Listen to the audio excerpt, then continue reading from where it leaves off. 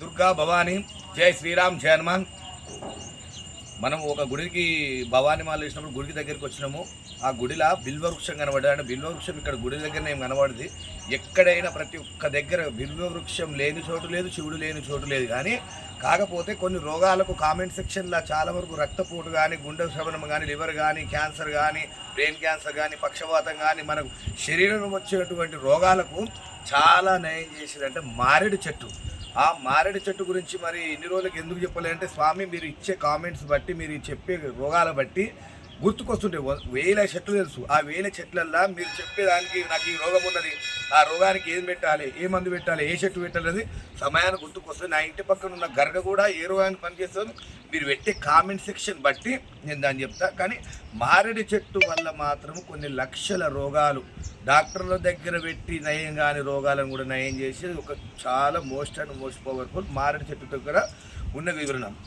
అంతేందుకు ఇప్పుడు శివునికి మనకు పూజ చేసుకోవాలన్నా ఆ మారేడు చెట్టు ప్రతి ఒక్కరికి శివాలయం గురించి, ఆ శివుని గురించి అందరికీ తెలుసు. నేను చెప్పుకోవాల్సిన అవసరం లేదు మన శివుని గురించి. అయితే మెయిన్ ముఖ్యమైన విషయం ఏంటంటే రక్త ప్రసరణ. రక్తంలో షుగర్ లెవెల్స్ ఎక్కువ పడిపోయి షివరింగ్ అయిపోవడము, నరాల బలహీనత కావడము, కళ్ళు మబ్బు కనబడము. ఈ కళ్ళు మబ్బు కనబడము, షివరింగ్ కావడము, అలసట, మలబద్ధకం ఇవి ఉన్నవారు ఏం చేయాలంటే ఈ మారేడు ఆకులు మంచిగా స్నానం చేసుకొని భక్తి శ్రద్ధతో శివునికి దండం పెట్టుకొని ఉప్పడని ఆకులు తెచ్చుకోవాలి. ఒక చెంబులో నానబెట్టుకోవాలి. ఇప్పుడు రాత్రి పడుకునే ముందు మంచిగా రాగి చెంబు తీసుకొని రాగి చెంబులో నానబెట్టాలి. నానబెట్టిన తర్వాత పొద్దున తర్వాత ఆకులు తీసి మళ్ళీ చెత్తల ఈత్తలు ఎక్కడ పడేయకుండా తొట్టిలా, మన పూల తొట్లనైనా ఎక్కడ దేవాలయం, మన ఆ దేవాలయంలో కూడా ఎండబెట్టుకుని పౌడర్ చేసుకొని కూడా మనకు చాలా ఉపయోగాలు వాడుకోవచ్చు. ఆ నీళ్లు పరిగడుపున ఒక 41 days కానీ, లేదంటే తగ్గేంత వరకు కానీ, ఓన్లీ వాటర్ కదండి. పత్యము ఇది వాడాలి అది వాడాలి ఏమి లేదు. ప్రతిరోజు మీరు ఉన్నన్ని కాలం ప్రతిరోజు వాడుకున్నట్టయితే మాత్రం 100% షుగరింగ్, మన బ్లడ్ సర్క్యులేషన్ దీనికి సంబంధించిన మాత్రం తక్కువ అవుతుంది.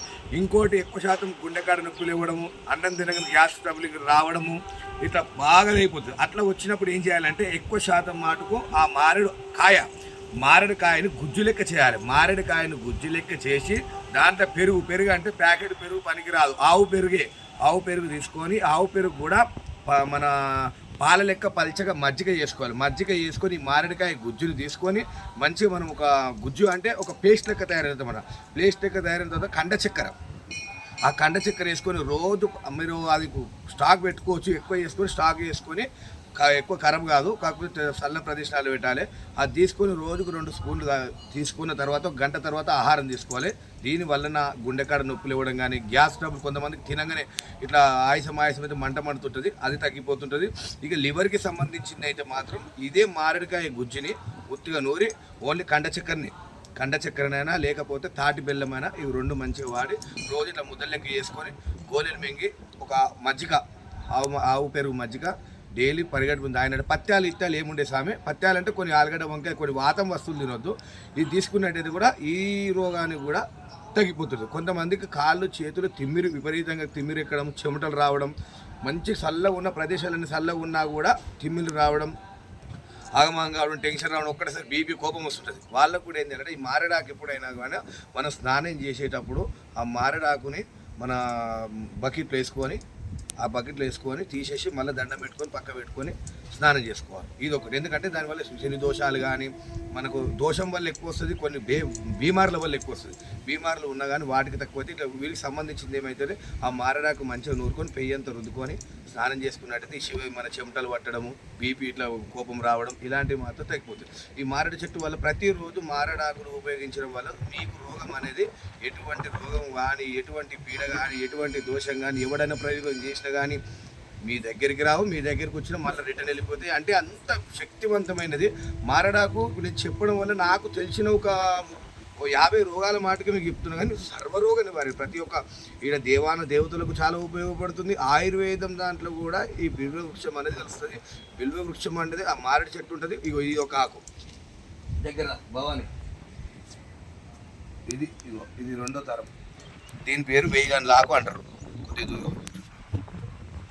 దీని పేరు వేయిగండ్ల ఆకు అంటారు స్వామి. ఇట్లా 3 ఇది కూడా కొంతమందికి కళ్ళ పొర వస్తుంది. ఆ కంటి పొర పోవడానికి మనం ఆపరేషన్ చేయించుకుంటాం. కానీ ఇదే కంటి పొరకు తగ్గడానికి ఈ ఆకులను కూడా మనం నీళ్ళల్లో వేసుకొని పొద్దున కళ్ళు కడుక్కోవాలి. రాత్రి నెయ్యిలో నానబెట్టాలి, పొద్దున పరిగెడుకుని లేవగానే కన్ను కడుక్కోవాలి. ఆ కన్ను కడుక్కోవడం వల్ల డైలీ చేయడం వల్ల పొర అనేది దినదినం తగ్గిపోతుంది అనమాట. ఈ వేయిగాన్ లాకులో ఈ వేయిగాన్ లాకు కానీ రామబాణం కానీ సీతగడ కానీ రాగంస కానీ తెల్లంస కానీ వీటన్నిటిని కలిపి రోజు ఒక పౌడర్ వేసుకొని మీరు ప్రతి దినం ఇంట్లో పొగేసినట్టయితే భూత ప్రేత పిశాచాలు కానీ ఇటువంటివి కానీ మన దరి చేరవు. ఇవి చాలా మోస్ట్ అండ్ పవర్ఫుల్. ఇదొకటి ఇంకోటి కూడా ఉంటుంది, ఇది కూడా లోపల శివుడు, ఇది కూడా శివుడికి సంబంధించింది. ఇది కూడా చాలా విధాలు పనిచేస్తుంది. మీకు మారడాక్ అంటే తెలుసు, ఆల్రెడీ ఇన్స్టాగ్రామ్లో చూపించిన చేసిన. ఇది మాత్రం ఉపయోగించండి, ప్రతి ఒక్క రోగాన్ని పనిచేస్తుంది. మీరు ఏ రోగం లేకున్నా కూడా ఆఖరికి ఆ మారడాకుల పౌడరు మీరు డైలీ మారడాకులు తెచ్చి నీడలు ఆరబెట్టుకొని ఆ పౌడర్ని డైలీ వాటర్లో తీసుకున్నట్టయితే పొద్దున పరిగెడుకుని మీరు చాయ్ డికాషన్ కాఫీ ఎట్లా తాగుతారో అవన్నీ కాకుండా ఈ పౌడర్ని డైలీ తాగినట్టయితే ఎటువంటి రోగం కానీ ఎటువంటి దోషం కానీ ఎటువంటి పీడ కానీ ఎటువంటి ప్రతి ఒక్క ప్రయోగం కానీ మీ దగ్గర. అంటే దీంట్లో ఇన్ని ఉపయోగాలు ఉన్నాయి.